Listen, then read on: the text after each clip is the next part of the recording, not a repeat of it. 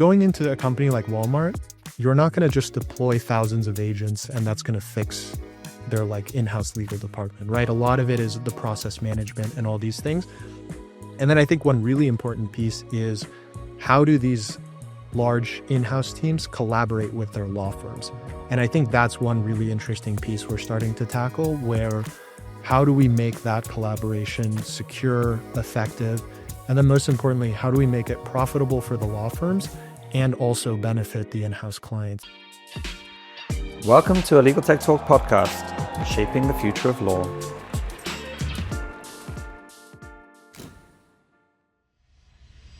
Hey Gabe, and welcome to the latest edition of Shaping the Future of Law by LegalTechTalk. It's a real pleasure to have you on. I usually ask founders to introduce themselves, but and their company, but I don't think there's anyone in the legal industry that doesn't already know who you are. But I guess for those maybe tuning in from outside of legal, could you just give a bit of an introduction? Yeah, great to be here. I'm Gabe Pereyra, president and co-founder of Harvey. And just for those that don't already know, well, I guess I can share. So since you launched 3 years ago, you've raised about $1 billion, which is insane. It makes you the fastest growing legal AI company in history, and one of the fastest growing B2B SaaS companies, full stop, which is insane. You've got some amazing investors on board, working with some of the biggest companies that exist in the industry. What's the story, Gabe? How did this all begin? Like, what was the inception of Harvey? Yeah, no, I think it's been a crazy 3 years. And when Winston and I look back on when we were roommates in LA, Winston was an antitrust and securities litigator at O'Melveny. I was at Meta working on their large language model team. I was brainstorming startup ideas with actually some other friends from Google, kind of thinking about more horizontal assistant type products. And Winston showed us kind of the work he was doing at O'Melveny and said, why don't you build, an AI assistant for me, for lawyers? And when I started looking at the workflows, how text heavy they were, it just was very clear that this would be one of the very big applications of these models. At the time we started the company, you only had GPT-3, which couldn't do the legal reasoning and the complex work that even these associates at, top law firms were doing. But having worked in kind of AI research, you saw GPT-1, 2, 3, it was obvious that the models were going to keep getting better. I think everyone was surprised of how big of a jump it was from GPT-3 to GPT-4. But once you saw that, it was very clear you could build these very meaningful products in the space. And so we reached out to Sam and Brad at OpenAI. We pitched them the idea of building, a vertical solution for legal. And they said, yeah, this is going to be one of the big areas. And so raised from them, got early access to GPT-4. And from there, it's been kind of off to the races. How did you get attention of Sam Altman? Like, he must have millions of people emailing him about stuff. Yeah. How did you stand out? And I think at the time, no one was really doing this. And so I think we had a very clear pitch.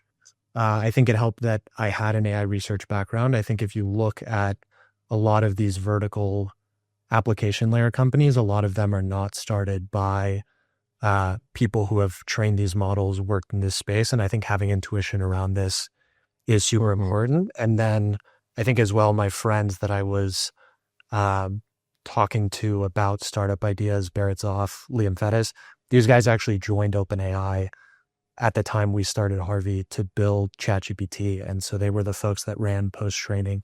And so I think just being in that community of AI research before all of the ChatGPT things happened, I think it was actually much smaller and easier to get this attention than I think it would be now. If he wasn't sharing, I believe you were roommates with Winston, right? Your co-founder who has a legal background. Do you think you would still be attracted to the legal industry if you didn't, wasn't sharing a room? Or, yeah, like what was it about the legal industry that just made this the right space for you guys? Yeah. Oh, I think the biggest is Winston being my roommate and co-founder, I wouldn't have started this company without him. And I don't think I could build Mhm. this company without him. I think he's one, an incredible just startup person, CEO, operator, all of that. And then his understanding of the legal industry, I think has been a massive part of why we've been able to scale so quickly, make the right product bets. So the biggest is definitely Winston. And then I think Winston plus intuition around what these models will be good at. I'd worked in investment banking, which had a lot of the similar workflows and complexity. And so I think there was some intuition that this would be a big space that you could transform. But yeah, I think the biggest Mhm. is having a co-founder with domain expertise. I think it's just critical. Yeah. Was there a moment early on, and you managed to get trust of some of the biggest law firms, A&O, I think Latham. You managed to convince Sam Altman to invest. I guess these are all big moments. So was there like a single moment early on where you just like we're onto something pretty special? Yeah, I think the biggest was actually our first two clients. So our first two clients were actually in the UK in London. So A&O and it was actually PwC's legal team. Hmm. And so Sarah Guo, who's one of our investors, connected us with an A&O partner that was doing his MBA at Stanford. And when we showed him this technology, he connected us with David Wakeling, who is the CIO at Allen and Overy. And when we showed this to David Wakeling, I think he saw the value in what this technology was going to become in a way that 3 years ago, very few people had the conviction that we had. And we went very quickly from a pilot to an enterprise rollout with A&O. They did press around this. And I think at that moment, it was very clear that we were onto something because law firms typically didn't do press around this technology. They didn't do these kind of large commitments, especially with a new technology like this. And so I think full credit to David Wakeling in seeing this and realizing the potential. And then Vivek Sharma at PwC, who ran, I think, tax, but was also involved in legal. I think he had this same intuition where this is going to be really big. And I think once you got two of these, that gave us kind of 100% conviction of, okay, it Hmm. will take some time, but we can go get the rest of the large law firms to partner with us. Huge shout out to David Wakeling. If I get his name right, I've not met him personally yet. For taking a risk because this is a risk, right? For a risk of our You, yeah, industry to put I was going to say put the balls on the line. I've said it now, which they've done. Is pretty crazy, and to see the evolution between from then to now is amazing. Like when you look back on, I'm probably skipping part of the journey here, but what like in 20 years when you look back to all of these amazing things you're doing, and I imagine you haven't had time to even breathe at times because of the speed of it. Like what will make you proud when you look back on the impact you're having on this industry and maybe broadly speaking the society as a whole? yeah. And 20 years that's a long one. I think a lot of the Or motivation, maybe in 3 years, yeah, but in the future, you know. I think it's, can you have a positive societal impact? I think before I started Harvey, when I left DeepMind at Google to do a startup, I tried to start a company in personalized education. And a lot of the motivation there was, can you use AI to give everyone access to high quality education? And I think the motivation of starting that company was, to me, education still is like a large unsolved problem in society, and how to use technology to fix that in a meaningful way. And I think when you're building any of these companies, you need this very long-term why of why you're doing it, right? It's not enough to just get revenue and raise money. Like eventually you need something deeper than that. And I think we have that same opportunity here where access to justice is kind of a massive challenge of how do we make sure everyone has access to high quality legal services. And I think one of the challenges with doing this in education was you need to be able to build a big business to support kind of doing positive social work as well. And it feels like now with Harvey, we have that opportunity where there's this opportunity to build a big business with corporate legal, but we're starting to do work with court systems. So for example, with the the courts in Singapore. And I think increasingly there'll be more ways that we can leverage what we're building for large law firms and large companies to help consumers navigate the legal system. And I think eventually there's even opportunities. How do you help society develop better legal systems? So when I think of long term in 20 years, that to me would be the ultimate mission of the company. It feels like a huge area where a big impact on, access to justice, society is in the consumer law space. And I believe you started there and went into to B2B. Are you planning to take on consumer law as well, or is that for someone else? I think in the future, that's an area we'll do. I think it's not a focus right now. When we started in the US, kind of a lot of the challenges were around there is just a bunch of regulatory issues why you can't do that. But I think in the future it's an area we want to do. Yeah, we saw Garfield's AI-driven law firm recently launched, and I'm hoping to see some more like this enter the space. And you mentioned the education system. You guys are working in schools now. I haven't looked deeply into this, but yeah, keen to understand what you're doing there.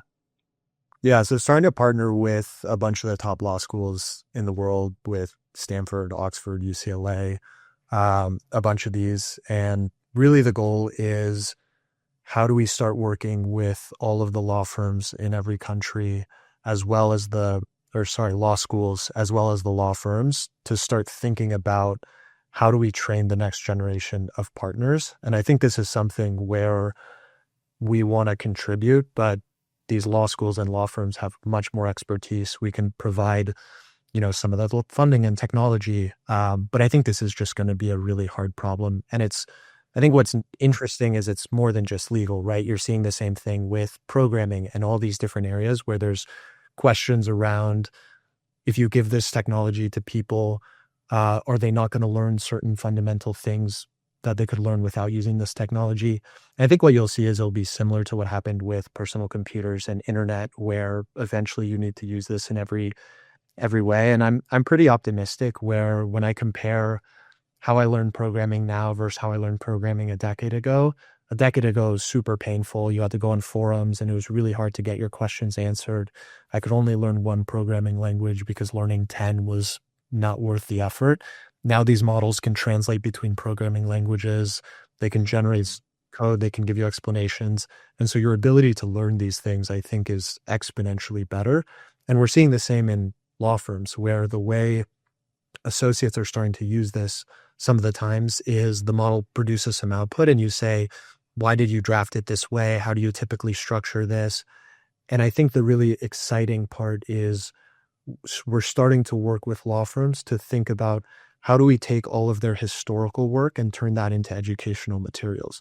So if you think of the data these law firms have internally, it's decades of associates producing work and getting this super rich, detailed, nuanced feedback from partners. And all of that, one, is valuable to improve the AI systems. There's a bunch of challenges around that, but it's also valuable to create educational materials. And so an example would be, can you build a synthetic data room or client matter, where as an associate, you could go in and see examples of types of questions that a client or a partner would ask, you do the work, and then you get feedback. And so I think there'll be all these ways that you can replace the work that the models do with this much richer educational content to solve the training problems of, how do you train future associates? So I think that's one thing I'm super passionate about and pretty optimistic about.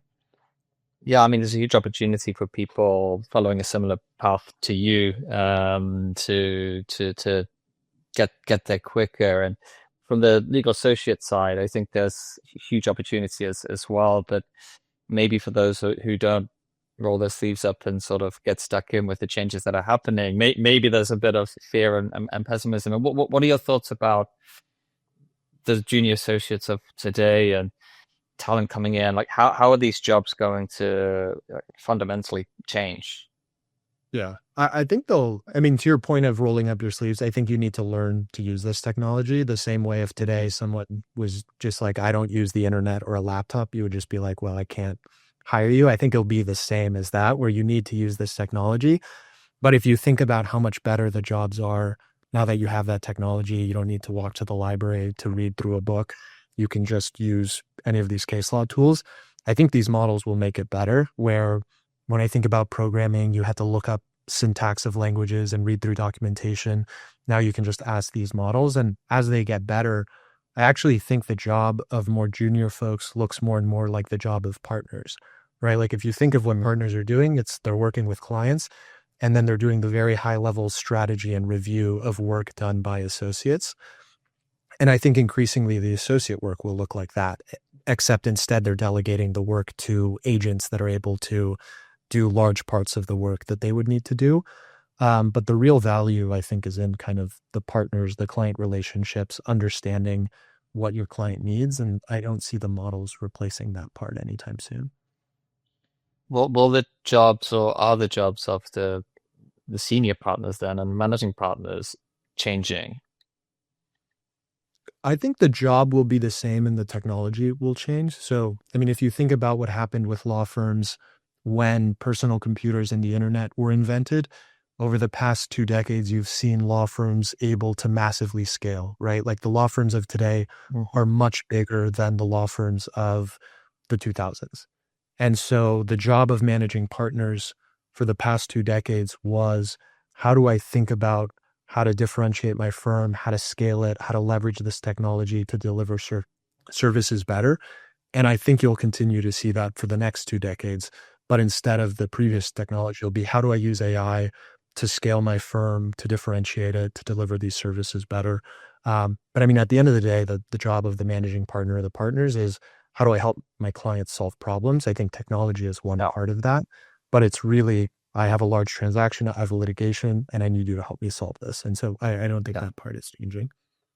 it makes sense. And interested to get your perspective as we're talking about the business model a little bit. Like, is the current business model of law firms fit for purpose for the near future? And if you were to think about building a law firm from scratch, would it be the same, or what would an AI native firm look like?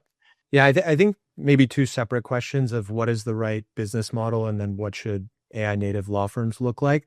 I think the business model problem, I think people want a really simple answer like everything is going to switch to fixed fees. My general sense is the work these law firms do is way too complicated for a simple answer of, oh, there's going to be this new business model. And I think one thing to think about that is, what is the problem that billable hour is solving?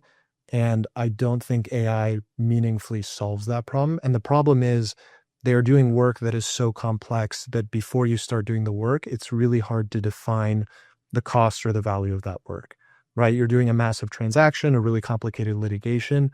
When you try to do this work in a different billing model, you end up having to predict all these things that are going to happen. And I think it's really challenging. And then I think the second piece is, these law firms' businesses is really a collection of a bunch of different practice areas, right? And so you have fund formation and M&A and litigation, and all of these are extremely specialized and nuanced. And the big value of the billable hour is that it works generally for all of these different practice areas. And so what you see today, and even before Gen AI, was law firms are starting to do some hybrid billing where for maybe high volume, low complexity work, they'll do fixed fees. And so they've been starting to think about this. I think AI accelerates this. We're seeing some law firms start thinking about, how do we use Harvey to build workflows so that we can do diligence, tort litigation, parts of fund formation really efficiently, and maybe do parts of client matters as fixed fee. But I'm skeptical that in 3 to 5 years, you're able to just move everything to fixed fee, for example. I think it will be this Mhm. hybrid. And I think the second piece is also just the standardization, where the industry has used billable hour for a long time. Everyone is familiar with it. There's a bunch of infrastructure and billing software built around this. And so I think these things take a while to change. I think the part where I'm starting to spend more time and is I think the bigger opportunity is, how do you think about optimizing the business process end to end? And so if you think of the opportunities, it's when I'm pitching for a new piece of work, how do I use my historical data to structure that pitch? And law firms already do this before Gen AI. And then when I'm billing for that work, how can I use AI to minimize how much work I'm writing off, how to align it to outside counsel guidelines? And so I think there's a bunch of opportunity and wiggle room for improvement, even before you think about these full structural changes. And then I think in the longer term, there will be these models will get better at predicting how long it takes to do work. You can use them to understand, okay, for our litigation portfolio, this is how much it should cost. But I think this part is going to be very complicated because the work they do is very complicated. Yeah, it's an interesting debate. If you say, we can do this work, I help you pitch for work, and you can do it in half the time. Like, should you pay less for that, or should you pay more because you might be winning work you wouldn't otherwise win because of the speed? Like, what's that dynamic looking like? Yeah. If you do something in 10% of the time, do you charge more for it? You're doing it quicker. Or, Yeah. Yeah. I think a lot of the challenge is it depends on the type of work. It depends on the law firm. It depends on the client. I think where legal is so different is you can think about the spectrum of legal work where there is, help me handle my NDAs, which is super low complexity. And maybe that moves away from billable hour pretty quickly. And then there's the other end of the extreme where I want to do a $50 billion acquisition and the client's very not price sensitive. And so when you start, like when we talk with law firms, we work with the largest law firms, with smaller law firms in a bunch of different countries in all these different practice areas. I think it's just really hard to come up with this one size fits all.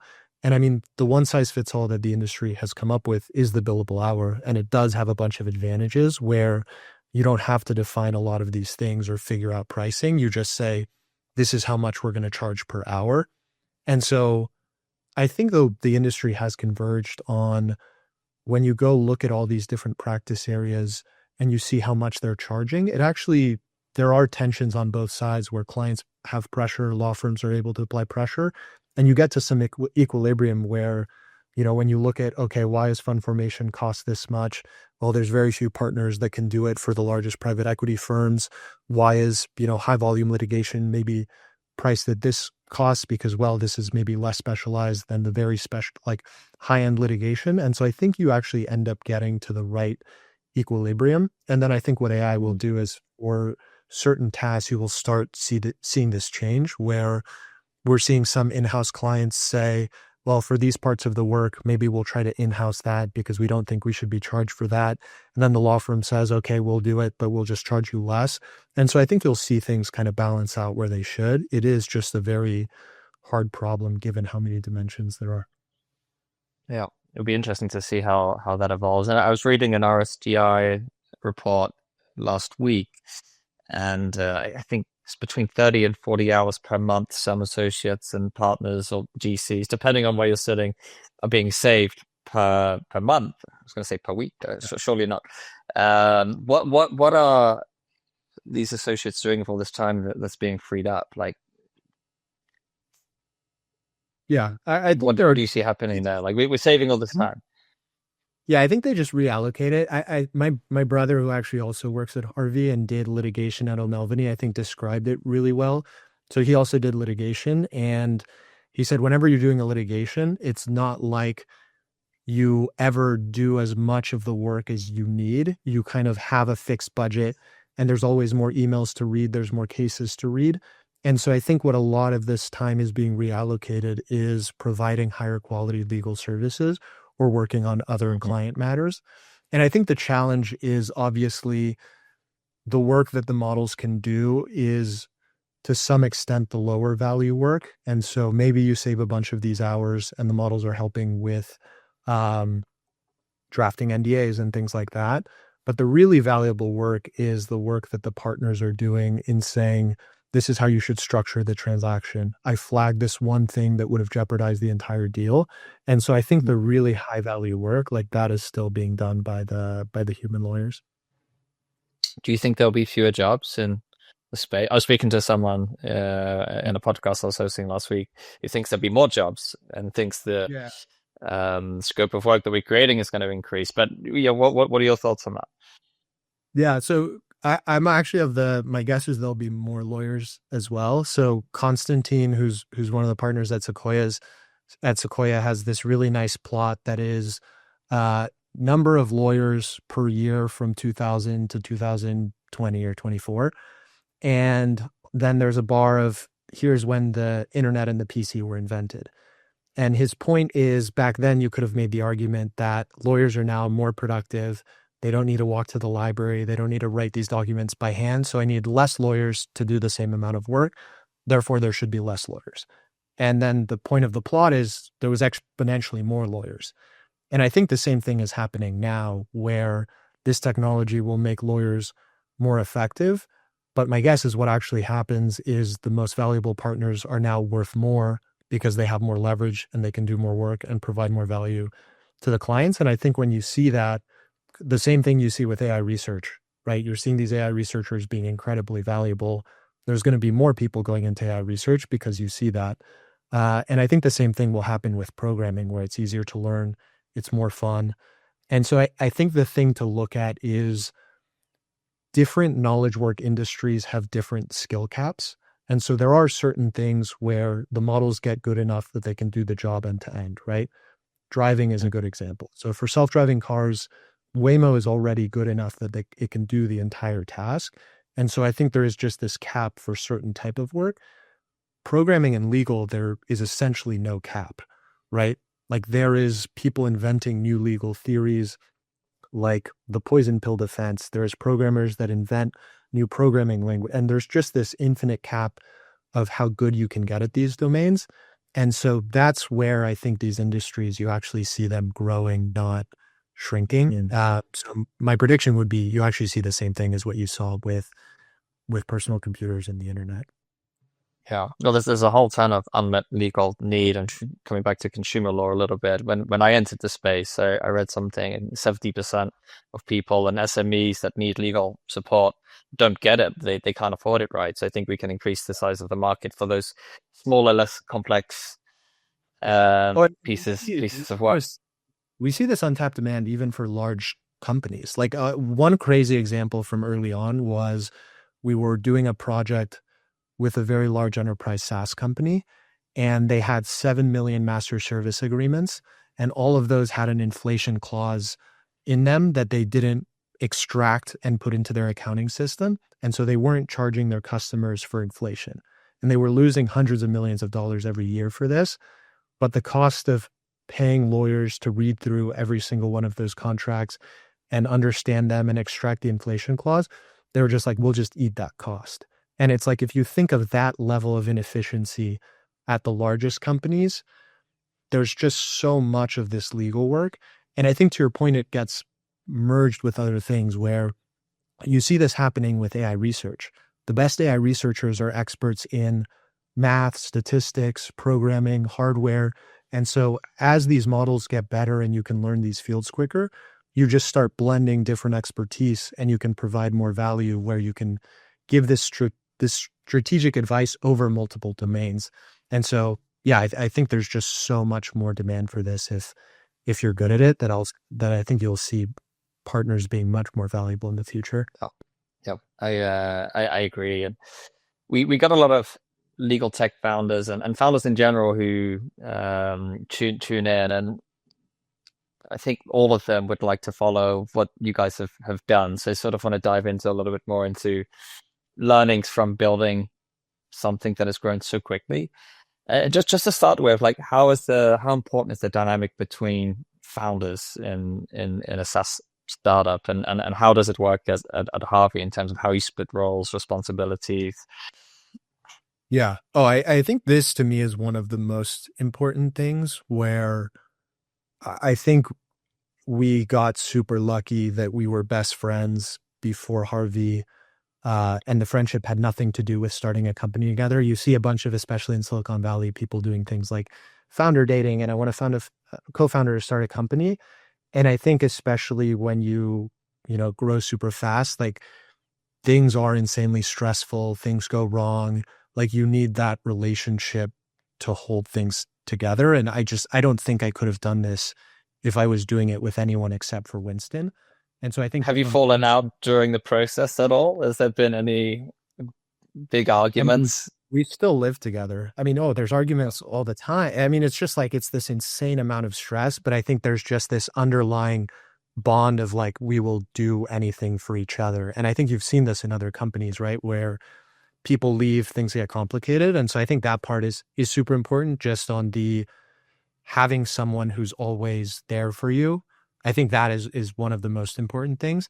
And then I think it's really important of do you complement each other? Where sometimes you see these companies started by people with the same backgrounds. And I think Winston and I are the exact same person in almost every regard. And then in terms of the way we operate and our specialization, we're the complete opposite, where Winston is the best operator I've ever seen. He reads every Slack channel in our company. He can tell you what every one of our 500 employees is doing at all times, every project. He can just keep track of everything. I've never seen anything like it. And he's just incredible at execution, understanding client, all of these things, and product as well. And I'm the opposite. I don't keep track of Slack. I'm like very much a researcher. I'm good at the 0 to 1 and the very long-term stuff. And then I'm technical background. He's legal background. And so I think it's just this perfect complement of how we fit together where, if it was 2 engineers doing this or 2 lawyers doing this, I don't think that works. Hmm. Yeah, you're the yin to his yang, or vice versa. Exactly. I think it's very important. It's a similar story with me and my co-founder. Very similar in terms of we enjoy having a beer down the pub together, but incredibly different with how we operate and what we bring. And yeah, I think that's so important. What's been the biggest challenges along the way since you started? Is there like a single big challenge, or has it been a lot of small ones? I would say the big challenge is just scaling. So I think the part where we were very fortunate on is the very early on, we found product market fit and we had an incredibly strong conviction of this is the product, the vision. And I think in the past 3 years, that vision has not changed. Obviously, the timing, the sequencing, the details, things like that. But generally, the vision it felt like we've been directionally correct. And given that, a lot of it has been we have such high conviction in this direction. How do we grow as quickly as possible? And I think doing it at the rate we're doing is incredibly challenging in terms of we've hired 500 people in just over 3 years, raising a bunch of money, multiple offices, scaling the product team, the engineering team, the rest of the company. I think just doing all these things in parallel is super hard. I think for me particularly, I'm pretty introverted. Before this, I did 10 years of trying to start companies in AI research where it was largely me by myself doing research, working with very small teams. And so that transition from working with very small teams to working with a large organization, I think for me, that's kind of the hardest challenge and just the learning of thinking about how do you operate in a large organization or larger organization versus as like a researcher or an IC. I think that's definitely the big challenge. We're on a much smaller scale. There's a few challenges around, like as you grow the team, how do you orchestrate everybody, make sure there's not duplication of efforts and that everybody's working in harmony, but you're getting a good culture. Yeah. How has it been? You said 500 employees. You've been around 3 years. That Yeah. must be pretty crazy, hiring so quickly and making sure everything's working smoothly. It's wild. I mean, I think the biggest thing is hiring the right people. I would say the thing that Winston and I it feels like we've done a very good job of is the early folks we've hired, the recent folks we've hired, the leadership team we've hired. To me, this is the biggest thing that determines the rest of your company in terms of people. There's all these, rituals and things like you can do around product and culture and all these things. But at the end of the day, this is largely defined by your org chart and the people you hire. And if you get that wrong, nothing else matters. And so I think for us, we've just been so focused on how do we hire and retain the best people. And I think we've been super fortunate.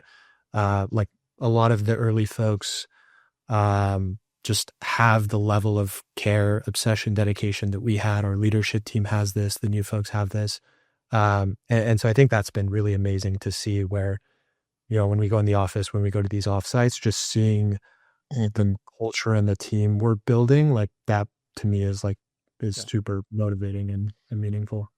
If I've had quite a few people from Harvey, Ilse, as the owner event that we run here in London, and you've got very talented people, very diligent, intelligent, friendly people. I mean, do you look for anything in particular when you're hiring? I guess to start with leaders, because culture breeds from the leaders that you hire. But is there like a special sauce that you look for? Yeah, this one, I would say one challenge in scaling is Winston and I both have this thing when we interview people where usually within the first 5 minutes, we can just make the decision. And all our best hires, we obviously do the rest of the process, but all our best hires, one of us talks to them, and within the first 5 minutes, we can usually tell the other one of like, you're going to like this person. And all our best hires have been immediately, same with kind of investors, all of these decisions. You usually have this strong gut feeling, and then you need to go validate it. The problem is it's obviously very hard to distill what that is because it's not one thing. But it feels like when you talk with someone, you can pretty quickly get a sense of how motivated they are, how smart they are, good of a person. And I think it's just finding, I think a large amount is people that are similar to us. And I think that has worked super well. If I think about as we've scaled, how do we like define this or think about it? I think it's different for junior people versus senior people. I think for senior people, a lot of it is more based on track record references, things like this. I think we're super fortunate that, working with a lot of the best VCs, you can get really good sense of the people. And so, for example, our CTO, our chief business officer, our chief people officer, Siva, Haddock, and Katie, all of them worked at top companies, scaled large teams, were referenced incredibly well. And even before we saw any of that, when we talked with them for 5 minutes, it was just like a perfect fit. And I think it was very similar with a lot of our early hires where when you would talk with them, you would just be, I would be super excited to work with this person every day. And I think the nice thing is now at scale, we're not involved in all of the hiring decisions. But when you meet people at the office and get that feeling, that to me is the really exciting part, where now you've built this machine where you've hired the same people that you would have hired if you did the process yourself. And so I think seeing that is pretty cool. Yeah. And you guys have an amazing pulling power. So I imagine once you find someone you want, you manage to get them, or your conversion rate's pretty high. Uh, you've raised a lot of capital. I think this year alone, you've maybe gone through 3 or 4 different rounds. Is that right? I What's think two that are confirmed. okay? How are you? What's the plan in terms of capital deployment? Because it's been big raises this year. So congratulations, hats off to you. It's great to see. Where is that going? Is it in product development? Is it continuing to hire amazing people? Um, Yeah. I think largely it's going to how do we scale the company faster? And so we think of fundraising as a tool that lets us grow more quickly. And so, yeah, compute, headcount. And then I think as we're starting to scale AI as well, there is a lot we're investing there in thinking about how to improve these systems in general. But yeah, I think really just how do we grow more quickly as a yeah. company?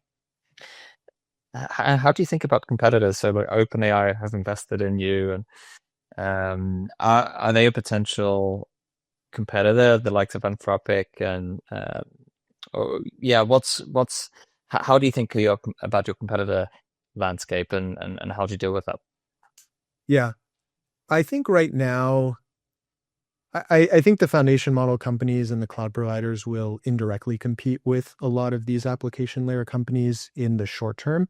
And then I think in the long term, I think a lot of what you end up building looks very different than what these players build. And so I would think of them in the long term as not competitors. So I think maybe something that's useful to think about what we're trying to build long term and why it ends up being different. I think right now people are incredibly focused on kind of the personal assistant or agent use case. And there, when you see, okay, OpenAI hired 100 investment bankers to make the models better at investment banking, they'll do this for legal. All the providers will do this to make the models better at these individual domains. I think that in the short term is an important part of the product, but increasingly a lot of what we're thinking about is not individual lawyer productivity, but it is how do you make law firms more profitable, or how do you make in-house legal teams more effective? And a lot of that has nothing to do with model quality, right? Like if you think of the problem these large law firms are solving, it's I have 10,000 clients. For each of them, I'm potentially working on multiple client matters. And I need to start thinking about how do I pitch and structure the new client matters that I'm going to work on? How do I optimize the throughput of my portfolio of client matters? And then how do I optimize the billing? And then how do I think about structuring the firm and training and all these things? And so when we think of the platform we want to build for these law firms, it is how do we help them to do that? And a lot of the work that goes into it is the same when you look at any of these enterprise SaaS products like a Salesforce, a ServiceNow. There's so much business logic and enterprise stuff that you need to build that the horizontal platforms will never build. The same way, like I think a good analogy is you could say a CRM is just a database of client data. And you could ask, oh, but Google makes databases. Why didn't they build a CRM? But then when you actually start digging into all of the things that Salesforce does and enables, you start understanding of, okay, this is why this is such a massive company. It's a platform that lets you run your entire sales team. And so part of what we will build is that for law firms, where how do you connect all of this and deal with all of the ethical walls and all this complexity? I think that's one part. And then you can think of doing the same for in-house teams, where you need to build contracting and all these things. And when you go into any of these large law firms or these in-house teams, if you think about Walmart, for example, who we recently announced is a customer, going into a company like Walmart, you're not going to just deploy thousands of agents and that's going to fix their like in-house legal department, right? A lot of it is the process management and all these things. And then I think one really important piece is how do these large in-house teams collaborate with their law firms? And I think that's one really interesting piece we're starting to tackle, where how do we make that collaboration secure, effective, and then most importantly, how do we make it profitable for the law firms and also benefit the in-house clients? So I think there's just a ton of these industry-specific problems you need to solve that I don't think we see the horizontal platforms as direct competitors. How are the relationships between clients, law firms and their clients changing? I guess, speaking to GCs quite often, and they're taking more and more work in-house and they have higher expectations of the firms they're working with. Is it changing a lot? Like what do you see? I think it's still kind of early days at this. I think people are starting to have these conversations. I think it depends on the GC. There is definitely some GCs that we talk to that kind of like you mentioned are thinking about, can I in-house some of this work? I would say the general theme we hear from in-house teams is our ideal scenario is we don't in-house this work, but we get some of the benefits of law firms using this technology. And I think a lot of the tension right now is, I think in-house teams are about a year behind law firms. I think that law firms adopted this technology much more quickly and are more sophisticated in how they use it. And I think the challenge is in-house teams are starting to go to law firms and say, hey, we're starting to use this technology. We'd love to see some benefit, right? And usually the benefit is we'd like to get charged less for some of this work that we feel like the models can do. And where the tension exists is these law firms say, well, we are using this, but it doesn't quite work the way you think. And even though it makes drafting part of this document faster, it doesn't actually make the overall piece of work faster because you still need to review it and all of this.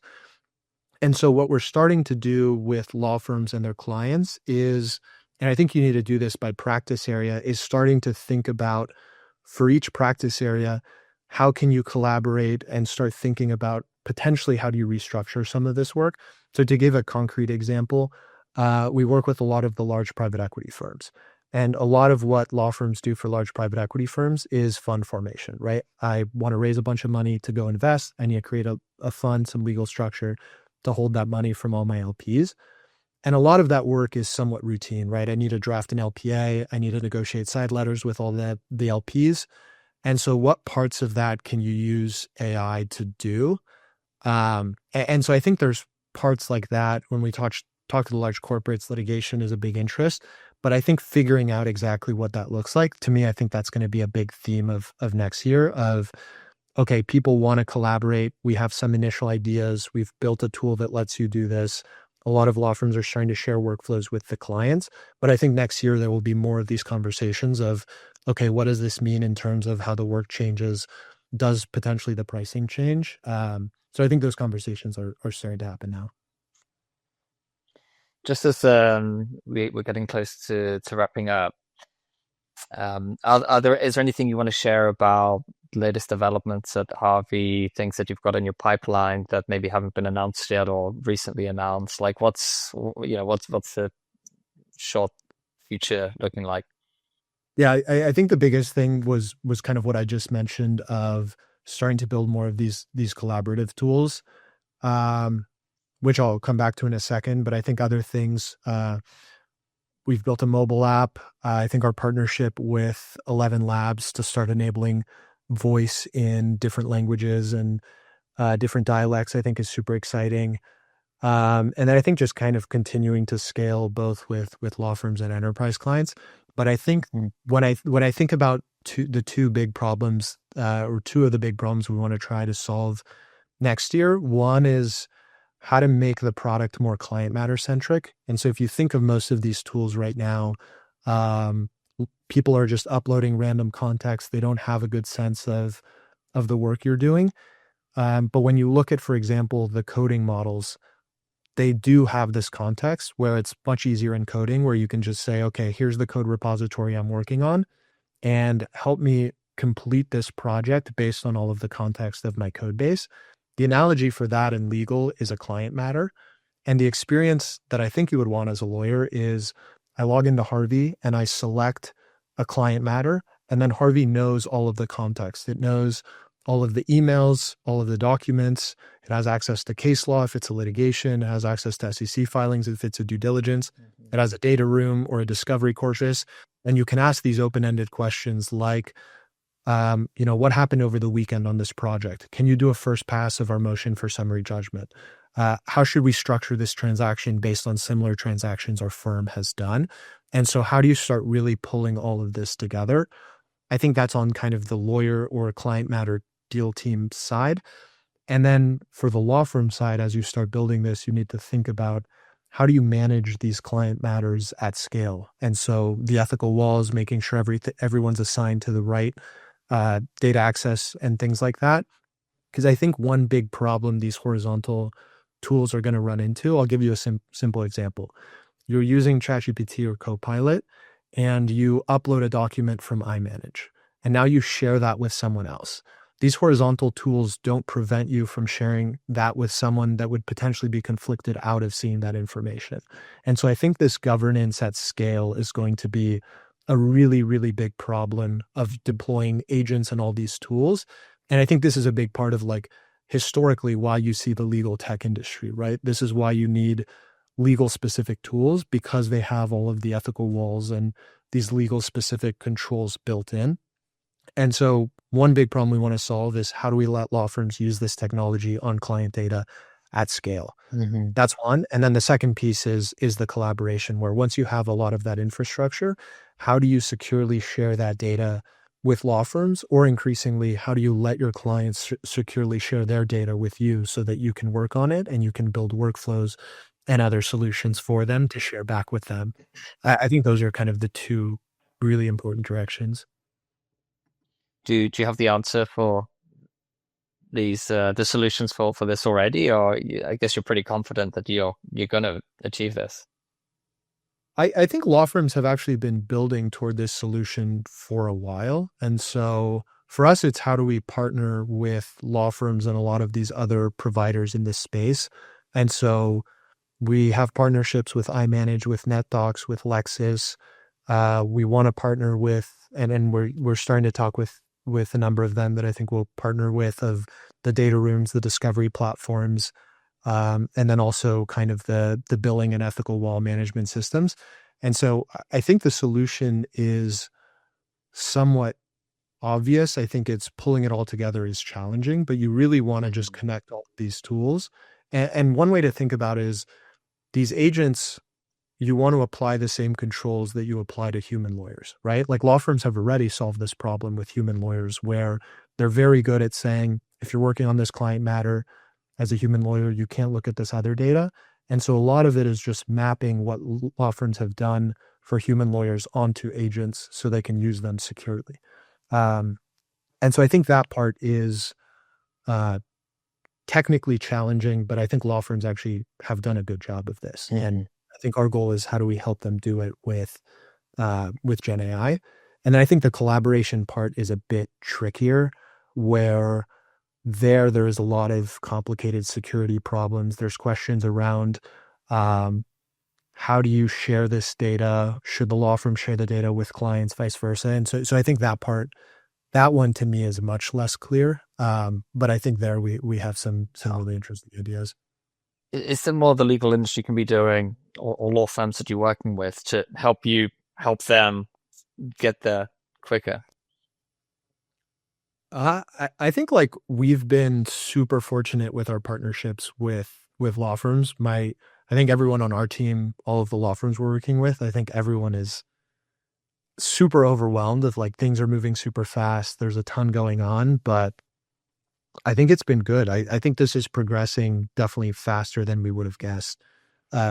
Excuse me, maybe like 2 years ago. And so, yeah, I think for us, it's just continuing to partner with the best firms. And I think what's nice about building this is law firms have been thinking about most of this for the past decade or two, where when we go and talk to them and say, hey, we want to connect this in this way, it feels very easy to have these conversations because they usually say, oh, yes, this is how we do it. This is how we've built it in the past.